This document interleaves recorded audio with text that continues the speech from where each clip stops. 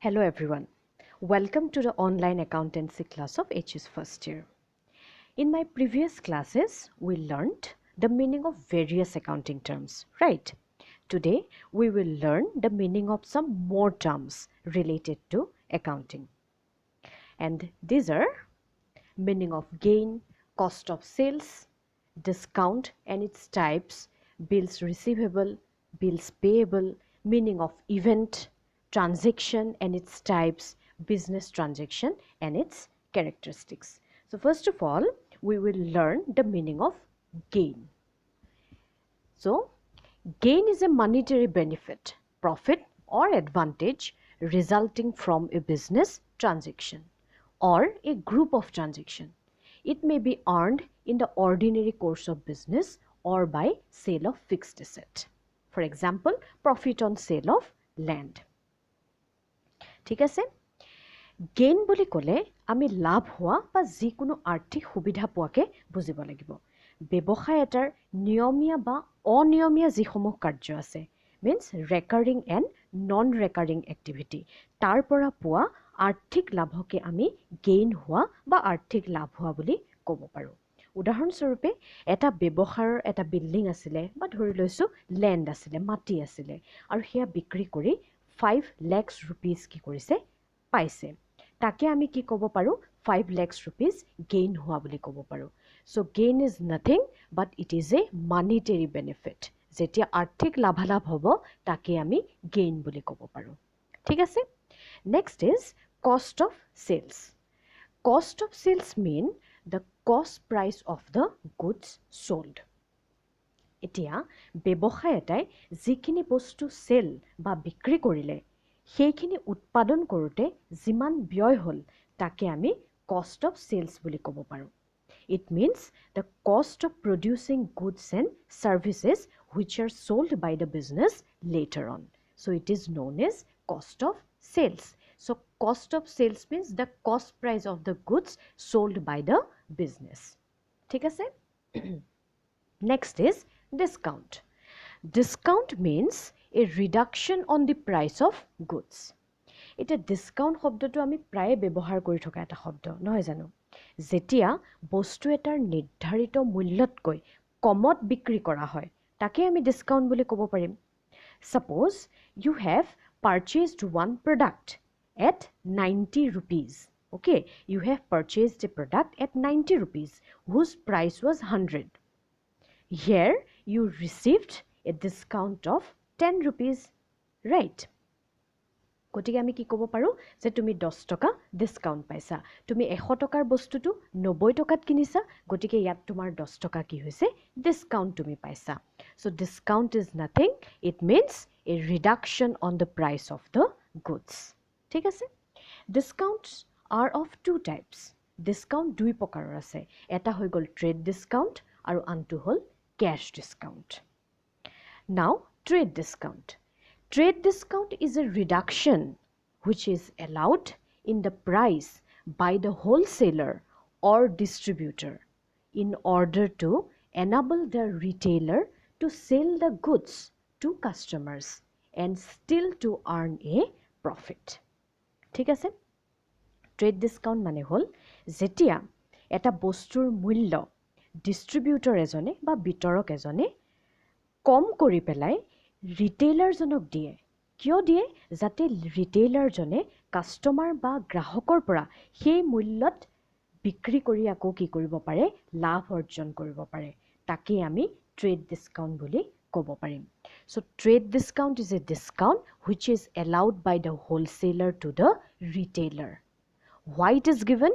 It is given by the wholesaler to retailer in order to help the retailer to sell the goods to customer and still to earn a profit. ঠিক আছে? এতিয়া wholesaler মানে কোন হয়? Wholesaler means selling in huge quantity. Wholesaler always sell in huge quantity and retail stands for selling in small quantities. A wholesaler sells goods to retailer and the retailer sells goods to consumers. Right? হোলসেলাৰ এজনে ৰিটেইলাৰক বিক্ৰী কৰিব, ৰিটেইলাৰজনে আকৌ কি কৰিব, গ্ৰাহকক বা কাষ্টমাৰক বিক্ৰী কৰিব।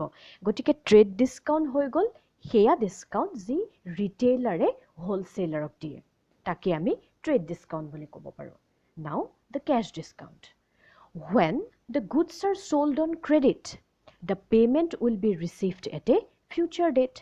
সেইটো আমি গম পাইছোঁ অলৰেডি, হয়নে নহয়? যেতিয়া বস্তুবিলাক ক্ৰেডিটত বিক্ৰী কৰা হয় তেতিয়া সদায় কি কৰা হয়, লগালগ আমি নগদ ধন নাপাওঁ। তাৰ সলনি কি কৰোঁ, আমি পিছৰ সময়তহে আমি কি কৰোঁ, সেই মূল্য আমি আহৰণ কৰিবলৈ সক্ষম হওঁ। Therefore, in order to induce the debtors to clear their dues within a specified date or period, a further discount may be allowed. Such discount is called cash discount. এতিয়া কি হয়, cash discount হ'বলৈ হ'লে যেতিয়া বস্তু credit বা বাকিত বিক্ৰী কৰা হয় তাৰ পেমেণ্টটো আমি লগালগ আমি নাপাওঁ বা বিজনেছটোৱে লগালগ নাপায়। সেই কি কৰা হয়, পেমেণ্টটো সদায় পিছতহে পোৱা যায়। এতিয়া কি কৰা হয়, যাতে ডেটৰজনে, ডেটৰ কাক কয়, যিজন ব্যক্তিৰ পৰা টকা ব্যৱসায়টোৱে পাবলৈ থাকে, তেওঁ যাতে পেমেণ্টটো সোনকালে কৰি দিয়ে তাৰ সুবিধা কেতিয়াবা বিজনেছবিলাকে কৰি দিয়ে। কেনেকৈ কৰি দিয়ে, বিজনেছবিলাকে সেইবাবে কি কৰে, ডেটাৰজনক নিৰ্দিষ্ট সময়ৰ ভিতৰত পে'মেণ্ট কৰিবৰ কাৰণে সুবিধা কৰি দিয়ে আৰু তেওঁক এটা ডিছকাউণ্ট দিয়ে। তাকে আমি কি বুলি ক'ব পাৰোঁ, কেছ ডিছকাউণ্ট বুলি ক'ব পাৰোঁ। গতিকে কেছ ডিছকাউণ্ট কি কৰা হয়, ডেটৰক দিয়া হয়। কিয় দিয়া হয়, যাতে তেওঁ সোনকালে বা কম সময়ৰ ভিতৰত যি নিৰ্দিষ্ট পৰিমাণৰ টকা আছে সেই টকা যাতে ব্যৱসায়টোক পৰিশোধ কৰিব পাৰে, সেইবাবে কেছ ডিছকাউণ্ট সদায় ডেটৰক দিয়া হয়। আৰু ট্ৰেড ডিছকাউণ্ট কাক দিয়া হয়, সদায় হোলচেলাৰে ৰিটেইলাৰক দিয়ে। ঠিক আছে, আৰু কেছ ডিছকাউণ্ট সদায় ডেটৰক দিয়া হয়, মানে যাৰ পৰা পইচা পাবলৈ থাকে সেইজন ব্যক্তিক দিয়া হয়। ট্ৰেড ডিছকাউণ্ট আৰু কেছ ডিছকাউণ্ট হৈছে ডিছকাউণ্টৰ দুটা type. Okay, now we will learn the meaning of bills receivable. Bills receivable. When goods are sold on credit, a bill payable after some time may be made by the seller on the purchaser. This bill is then accepted by the purchaser, indicating that he would pay the amount. After acceptance, the bill is returned to the seller. To the seller, the bill is termed as bills receivable, as he is to receive each payment at a future date. এটা কি হয়, যেতিয়া বস্তু বাকিত বিক্ৰী কৰা হয় তেতিয়া সেলাৰ বা বিক্ৰেতাজনে যিজন বায়াৰ থাকে বা যিজন কিনোতা থাকে তেওঁৰ ওপৰত এখন বিল বা এখন ৰিচিপ্ট বনায়। এতিয়া পাৰ্চেজাৰ বা যিজন কিনোতা তেওঁ সেই বিলখন গ্ৰহণ কৰে আৰু নিৰ্দিষ্ট সময়ৰ ভিতৰত পে'মেণ্ট কৰাৰ তেওঁ প্ৰতিশ্ৰুতি দিয়ে। তাৰপিছত তেওঁ বিলখন সেলাৰজনক দি দিয়ে। এতিয়া সেলাৰজনৰ বাবে সেই বিলখন ৰিচিভেবল হ'ব। কিয় হ'ব, কাৰণ তেওঁ ভৱিষ্যতে তেওঁ টকা ৰিচিভ কৰিব পাৰিব। ঠিক আছে, সেইবাবে তেওঁৰ বাবে কি হ'ব, সেইখন বিলছ ৰিচিভেবল হ'ব। When goods are sold on credit, a bill payable after some time may be made by the seller on the purchaser. This bill is then accepted by the purchaser and indicates that he would pay the amount, and after acceptance, the bill is returned to the seller. And to the seller, the bill is termed as bills receivable. Seller jonar babe bill khon ki hobo, receivable hobo. Kyo? Because he is to receive its payment at a future date. Karon bill khonor poisa teo ki koribo, bhovishyote labh koribo. Teo jihetu poisa bhovishyote pabo, সেইবাবে তেওঁৰ বাবে bills payable, bills receivable hobo. আৰু ইয়াৰ বিপৰীতে কি হ'ব, পাৰ্চেজাৰজনৰ বাবে সেই একেখন বিলে আকৌ কি হ'ব, বিলছ পেয়েবল হ'ব। কিয় হ'ব, কাৰণ তেওঁ বিলখনত মেনশ্যন থকা বা উল্লেখ থকা যিটো এমাউণ্ট থাকিব তাৰ পে'মেণ্ট তেওঁ কৰিব লাগিব, হয়নে নহয়? Bills payable when goods are purchased on credit. A bill payable after some time may be accepted by the purchaser after it is made by the seller. To the purchaser, the bill is termed as bills payable. Why? Because he is to make payment of the amount stated on the bill at a future date. গতিকে আমি বুজিলো যে সেলাৰজনে কি কৰিব বিলৰ টকা পাব সেইবাবে তেওঁৰ বাবে কি হ'ব বিলছ ৰিচিভেবল হ'ব আৰু পাৰ্চেজাৰ বা বায়াৰজনে বিলত উল্লেখ থকা বা মেনশ্যন থকা এমাউণ্ট তেওঁ কি কৰিব এটা নিৰ্দিষ্ট সময়ৰ পিছত তাৰ পে'মেণ্ট কৰিব সেইবাবে তেওঁৰ বাবে কি হ'ব বিলছ পেয়েবল হ'ব গতিকে সেলাৰজনৰ বাবে বিলছ ৰিচিভেবল হ'ব আৰু কি হ'ব যিজন পাৰ্চেজাৰ থাকিব বায়াৰ গ্ৰাহক যিজন থাকিব তেওঁৰ বাবে বিলছ পেয়েবল হ'ব সেলাৰজনে পইচা পাব সেইবাবে বিলছ ৰিচিভেবল পাৰ্চেজাৰজনে পইচা দিব সেইবাবে তেওঁৰ বাবে কি হ'ব বিলছ পেয়েবল হ'ব ঠিক আছে okay now the meaning of event an event means anything that happens in human life therefore any occasion that occurs in personal or social or business life is called an event okay event মানে বেলেগ একো নহয় event মানে হৈ গ'ল মানুহৰ ব্যক্তিগত জীৱন সামাজিক বা ব্যৱসায়িক জীৱনত হোৱা যিকোনো ধৰণৰ ঘটনাকে আমি কি বুলি ক'ব পাৰোঁ ইভেন্ট বুলি ক'ব পাৰোঁ ঠিক আছে মোৰ জীৱনত হোৱা যিকোনো ঘটনা সামাজিক জীৱনত হোৱা ব্যৱসায়ত হোৱা কিছুমান ঘটনা সেই সকলোবিলাককে আমি ইভেন্ট বুলি ক'ব পাৰোঁ so event means anything that happens in human life okay now events are of two types that are monetary event and non-monetary event. Now the monetary event. The events which change the financial position of a person, business are known as monetary events. They are measurable in terms of money. For example, expense on puja, bihu, marriage ceremony, etc. এটা কি হয় যিবিলাক ইভেন্টে এজন ব্যক্তি বা এটা ব্যৱসায়ৰ কি কৰিব পাৰে ইকনমিক কণ্ডিশ্যনটো চেঞ্জ কৰিব পাৰে সেই ইভেন্টছবিলাককে আমি কি বুলি ক'ব পাৰোঁ মানিটাৰী ইভেন্ট বুলি ক'ব পাৰোঁ যেনে তুমি পূজা আহিছে বা বিহু আহিছে তুমি কাপোৰ কিনিছা খৰচ কৰিছা মেৰেজ চেৰিমনি সেইবিলাকতো কি হয় খৰচ হয় সেই সকলোবিলাক আমি কি কৰিব পাৰোঁ আমি টকা পইচাৰে জুখিব পাৰোঁ চ' যিবিলাক ইভেন্ট আমি কি কৰিব পাৰোঁ টকা পইচাৰে জুখিব পাৰোঁ সেইবোৰকে কি বুলি কোৱা হয় মানিটাৰী ইভেন্ট বুলি কোৱা হয় আৰু এই মানিটাৰী ইভেন্টবিলাকে কি কৰে সদায় এজন ব্যক্তি বা এটা ব্যৱসায়ৰ ইকনমিক কণ্ডিশ্যনটো কি কৰে চেঞ্জ কৰে তাকে আমি মানিটাৰী ইভেন্ট বুলি ক'ব পাৰোঁ আৰু তাৰ পৰিৱৰ্তে non monetary the events which do not affect the financial position of a person or business are known as non monetary events আৰু তাৰ বিপৰীতে কি হ'ব যিবিলাক ইভেন্টে এজন ব্যক্তি বা এটা ব্যৱসায়ৰ কি কৰিব নোৱাৰে ইকনমিক কণ্ডিশ্যনটো চেঞ্জ কৰিব নোৱাৰে যিবিলাক ইভেন্টক আমি টকা পইচাৰে জুখিব নোৱাৰোঁ সেইবিলাককে কি বুলি কোৱা হয় নন মানিটাৰী ইভেন্ট বুলি কোৱা হয় For example, nursing of child by the mother, enjoyment in Durga Puja. আমাৰ মা দেউতাই আমাক তুলি তালি ডাঙৰ দীঘল কৰিছে তাক জানো আমি টকা পইচাৰে জুখিব পাৰিম গতিকে এইবিলাক হ'ব নন মানিটাৰী ইভেন্ট তোমাৰ দুৰ্গা পূজাত তুমি এনজয় কৰিছা উপভোগ কৰিছা সেইবিলাকক আমি কি কৰিব নোৱাৰোঁ we cannot express them in terms of money that's why these events are called as non monetary events গতিকে ইভেন্টক আমি দুটা ভাগত ভাগ কৰিলোঁ মানিটাৰী and non-monetary. Okay? Well, next, the meaning of transaction. Transaction means exchange of goods or services measurable in terms of money. In accounting, any event which changes the financial position of a person or an institution is called a transaction. এটা transaction বা লেনদেন মানে হ'ল যেতিয়া বস্তু বা সেৱা টকাৰ বিনিময়ত আদান প্ৰদান কৰা হয় তাকে ট্ৰানজেকশ্যন বুলি কোৱা হয় আমাৰ একাউণ্টিঙত আমি কি বুলি ক'ম যিবিলাক ইভেন্টে এজন ব্যক্তিৰ বা এটা অনুষ্ঠানৰ ইকনমিক কণ্ডিশ্যন সলনি কৰে তাকে আমি ট্ৰানজেকশ্যন বুলি ক'ম transaction means exchange of goods or services measurable in terms of money it is known as transaction okay যেতিয়া বস্তু বা সেৱা আমি টকা পইচাৰ বিনিময়ত কি কৰোঁ এক্সচেঞ্জ কৰোঁ বিনিময় কৰোঁ তাকে আমি কি বুলি ক'ম ট্ৰানজেকশ্যন বুলি ক'ম ঠিক আছে now the classes or the types of transaction এতিয়া ট্ৰানজেকশ্যনবিলাকক আমি কি কৰিব পাৰোঁ বিভিন্ন ধৰণে ভাগ কৰিব পাৰোঁ ঠিক আছে on the basis of mode of payment on the basis of exchange and on the basis of nature আমি কি কৰিব পাৰোঁ ট্ৰানজেকশ্যনবিলাকক বেলেগ বেলেগ ভাগত ভাগ কৰিব পাৰোঁ নাও on the basis of mode of payment আমি কি কৰিব পাৰোঁ ট্ৰানজেকশ্যনক কেছ ট্ৰানজেকশ্যন credit transaction আৰু paper transaction এনেকে ভাগ কৰা হৈছে and on the basis of exchange transaction and non-exchange transaction and on the basis of nature external transaction and internal transaction. Okay, now we will discuss the types on the basis of mode of payment. Eta mode of payment বা payment কৰাৰ ধৰণৰ ওপৰত ভিত্তি কৰি পেলাই আমি কি কৰিব পাৰো তিনটা ভাগত ভাগ কৰিব পাৰো cash transaction, credit transaction and paper transaction.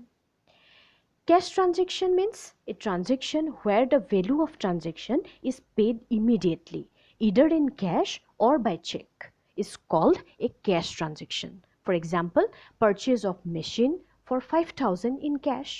Here cash is paid for purchasing a machine, so it is a cash transaction. Cash transaction মানে হৈ গল নগদ লেনদেন যিবিলাক লেনদেনত নগদ ধনৰ আদান প্ৰদান হয় তাকে আমি কি বুলি ক'ব পাৰো cash transaction বুলি ক'ব পাৰো যেনে এটা মেচিন 5,000 টকা দি এটা ব্যৱসায় কিনিছে ইয়াত নগদ ধনৰ কি হৈছে আদান প্ৰদান হৈছে on the spot কি হৈছে পেমেন্ট কৰা হৈছে তাকে আমি cash transaction বুলি ক'ব পাৰো transaction to হোৱাৰ লগে লগে কি কৰা হৈছে cash or payment হৈ গৈছে হেয়াই হৈ গল cash transaction. Now the credit transaction.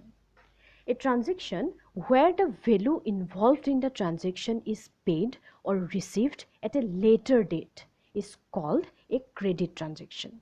For example, you purchased a TV on condition that the payment will be made after 1 month. Here, the payment has not been made immediately, but it is to be paid later on. This is a credit transaction.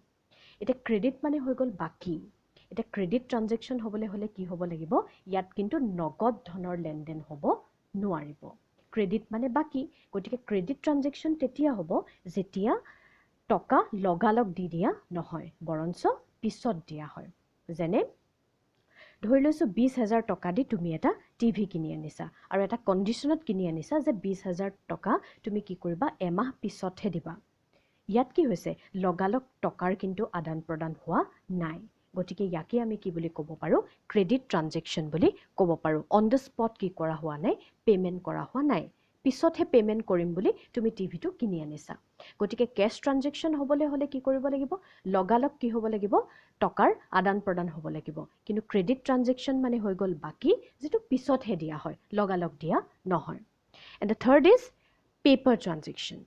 A transaction where the value of the transaction is not made by any party is called paper transaction.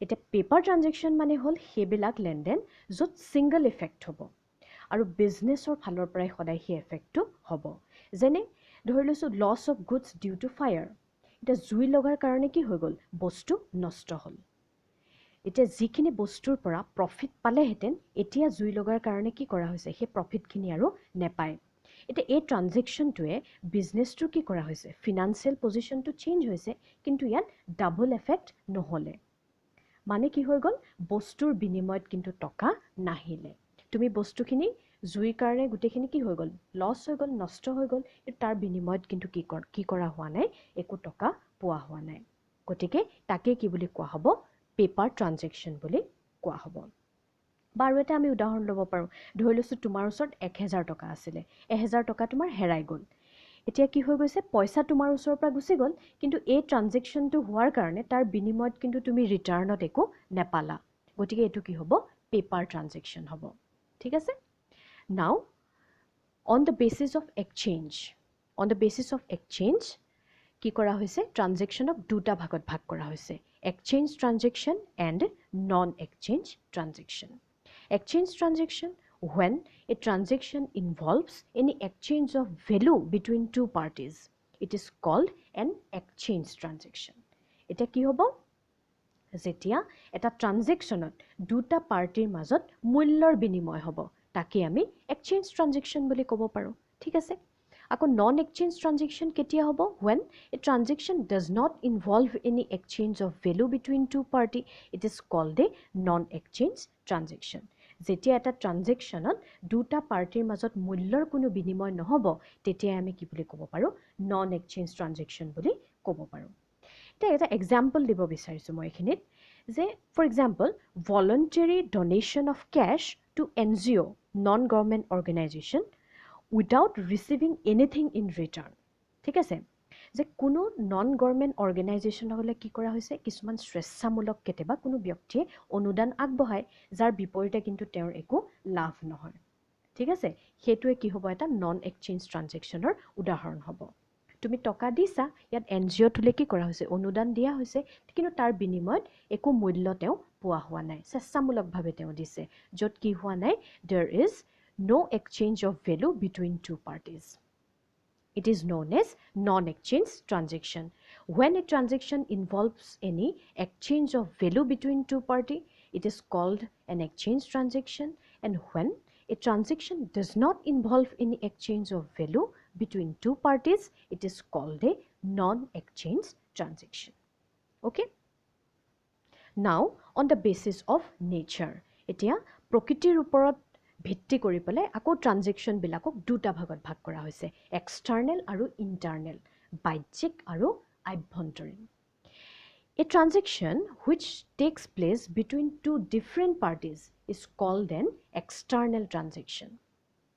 হয়নে যেতিয়া দুটা বেলেগ বেলেগ পাৰ্টিৰ মাজত মানে এটা ব্যৱসায় আৰু ধৰি লৈছো এজন আউটসাইডাৰৰ মাজত ট্ৰানজেকশ্যন হৈছে তাকে আমি এক্সটাৰ্নেল ট্ৰানজেকশ্যন বুলি ক'ব পাৰোঁ এটা এক্সটাৰ্নেল বা বাহ্যিক হ'বলৈ হ'লে ট্ৰানজেকশ্যনটো ব্যৱসায়টো আৰু বেলেগ পাৰ্টিৰ মাজত হ'ব লাগিব ধৰি লৈছো এটা ব্যৱসায় আৰু বেলেগ এটা ব্যৱসায়ৰ মাজত কি হৈছে ট্ৰানজেকশ্যন হৈছে তাকে আমি এক্সটাৰ্নেল ট্ৰানজেকশ্যন বুলি ক'ব পাৰোঁ for example cash paid to supplier for supplying goods to business এতিয়া ব্যৱসায়টোক কি কৰা হৈছে যোগানকাৰীয়ে বস্তু যোগান ধৰিছে যাৰ কাৰণে কি কৰা হৈছে ব্যৱসায়টোৱে পে'মেণ্ট কৰিছে এতিয়া এইটো ছাপ্লায়াৰজন কি হৈছে এজন বাহিৰৰ ব্যক্তি হয় গতিকে যেতিয়া ব্যৱসায়টো আৰু বাহিৰৰ কোনো ব্যক্তি বা কোনো পাৰ্টিৰ মাজত যেতিয়া কিবা ট্ৰানজেকশ্যন হ'ব তাকে আমি এক্সটাৰ্নেল বুলি ক'ম এক্সটাৰ্নেল মানে হৈ গ'ল বাহ্যিক ব্যৱসায়টোৰ ভিতৰত হ'ব নোৱাৰিব ব্যৱসায়টো আৰু বাহিৰৰ কোনো ব্যক্তি বা পাৰ্টিৰ লগত হ'ব লাগিব ঠিক আছে Now, internal. An internal transaction is one that takes place within the business itself. Internal মানে আভ্যন্তৰীণ এটা ব্যৱসায়টোৰ ভিতৰতে হোৱা যিকোনো ধৰণৰ ট্ৰানজেকশ্যনকে আমি ইণ্টাৰনেল বা আভ্যন্তৰীণ লেনদেন বুলি ক'ব পাৰোঁ এটা যেনে এটা ব্যৱসায়ৰ ধৰি লৈছোঁ দুটা ব্ৰাঞ্চ আছে দুটা ব্ৰাঞ্চ বেলেগ বেলেগ জেগাত আছে ব্ৰাঞ্চ দুটাৰ মাজত কিবা ট্ৰানজেকশ্যন হৈছে ইয়াত একেটা বিজনেছৰ মাজতে কি হৈছে ট্ৰানজেকশ্যন হৈছে তাকে আমি কি বুলি ক'ব পাৰোঁ ইণ্টাৰনেল ট্ৰানজেকশ্যন বুলি ক'ব পাৰোঁ একেটা বিজনেছৰ আণ্ডাৰত থকা দুটা ব্ৰাঞ্চৰ মাজত যদি ট্ৰানজেকশ্যন হৈছে তেতিয়া সেইটো কি হ'ব ইণ্টাৰনেল ট্ৰানজেকশ্যন বুলি আমি ক'ব পাৰোঁ এক্সটাৰ্নেল হ'বলৈ হ'লে বাহিৰৰ পাৰ্টি হ'ব লাগিব আৰু ইণ্টাৰনেল হ'বলৈ হ'লে ব্যৱসায়টোৰ ভিতৰতে হ'ব লাগিব তাক আমি ইণ্টাৰনেল বুলি ক'ম ঠিক আছে নাও The meaning of business transaction. আমি transaction মানে কি গম পালো ট্ৰানজেকশ্যনৰ মিনিং আমি গম পালো এতিয়া আমি শিকিম business transaction মানে কি হয় Every activity of financial nature which is related to a business is called business transaction. একদম সহজ ভাষাত ক'বলৈ গ'লে ব্যৱসায়ত হোৱা যিবোৰ ট্ৰানজেকশ্যনক আমি মানিটাৰী টাৰ্মছত এক্সপ্ৰেছ বা ব্যক্ত কৰিব পাৰোঁ তাকে আমি বিজনেছ ট্ৰানজেকশ্যন বুলি ক'ব পাৰিম তো ব্যৱসায়ত হোৱা যিবিলাক ট্ৰানজেকশ্যন তাকে কি বুলি কোৱা হ'ব বিজনেছ ট্ৰানজেকশ্যন বুলি কোৱা হ'ব every activity of financial nature which is related to a business is called business transactions okay now the characteristics কিছুমান বৈশিষ্ট্য বিজনেছ ট্ৰানজেকশ্যনৰ কিছুমান বৈশিষ্ট্য এটা বিজনেছ ট্ৰানজেকশ্যন হ'বলৈ হ'লে business transaction must be between two parties এটা বিজনেছ ট্ৰানজেকশ্যন হ'বলৈ হ'লে দুজন ব্যক্তি বা দুটা পাৰ্টিৰ মাজত কি হ'ব লাগিব ট্ৰানজেকশ্যনটো হ'ব লাগিব আৰু দুটা পাৰ্টি হ'লে কি হ'ব লাগিব বায়াৰ আৰু সেলাৰ হ'ব লাগিব দুটা party second business transaction must B financial in nature সেইটো আমি গম পাইছোঁ বিজনেছ ট্ৰানজেকশ্যন হ'বলৈ হ'লে ইয়াক আমি টকা পইচাৰে জুখিব পৰা হ'ব লাগিব তেতিয়াহে তাক আমি বিজনেছ ট্ৰানজেকশ্যন বুলি ক'ব পাৰিম again business transaction must be supported by documentary evidence এতিয়া ইয়াত ডকুমেণ্টাৰী এভিডেন্স বা ডকুমেণ্টাৰী প্ৰুফ কি কৰিব লাগিব বিজনেছ ট্ৰানজেকশ্যন হ'লে থাকিব লাগিব যেনে ট্ৰানজেকশ্যন যে হৈছে তাৰ কিছুমান প্ৰমাণ লাগিব, যেনে বিল বা ৰিচিপ্ট আদিৰ কি হ'ব লাগিব, আদান প্ৰদান হ'ব লাগিব, তাকে আমি ডকুমেণ্টাৰী এভিডেন্স বুলি ক'ব পাৰি কৈছোঁ। ঠিক আছে, নথি পত্ৰৰ জৰিয়তে কি কৰিব লাগিব, কিছুমান প্ৰমাণ থাকিব লাগিব। Business transaction must be supported by documentary evidence. And lastly, business transaction must cause an effect on assets, liabilities, capital, revenue or expenses. ঠিক আছে, যে বিজনেছ ট্ৰানজেকশ্যন হ'বলৈ হ'লে কি কৰিব লাগিব, সি এছেট, লাইবিলিটি, কেপিটেল, ৰেভিনিউ আৰু এক্সপেন্সৰ ওপৰত কি কৰিব লাগিব, প্ৰভাৱ পেলাব লাগিব। এতিয়া অলৰেডি আমি এইকেইটা টাৰ্মছৰ মিনিং আমি পঢ়িছোঁ অলৰেডি আগৰ ক্লাছত। Asset means property and liability means the payment which the firm is required to pay in future. Capital means the amount brought in by the owner and invested in a business, right? Revenue means income in regular nature, and expense means the cost in producing and selling goods or services. So business transaction must cause an effect on asset, liabilities, capital, revenue or expenses. Okay, so these are some of the characteristics of business transaction. ঠিক আছে, গতিকে আজি আমি আৰু কিছুমান accounting টাৰ্মছৰ meaning আমি গম পালোঁ। যদি তোমালোকৰ কিবা ডাউট আছে তেন্তে তোমালোকে কাইলৈ যিটো অনলাইন লাইভ ক্লাছ হ'ব সেইটোত ক্লিয়াৰ কৰি ল'বা বুলি আশা ৰাখিলোঁ। তো আজিলৈ ইমানেই। Thank you so' much.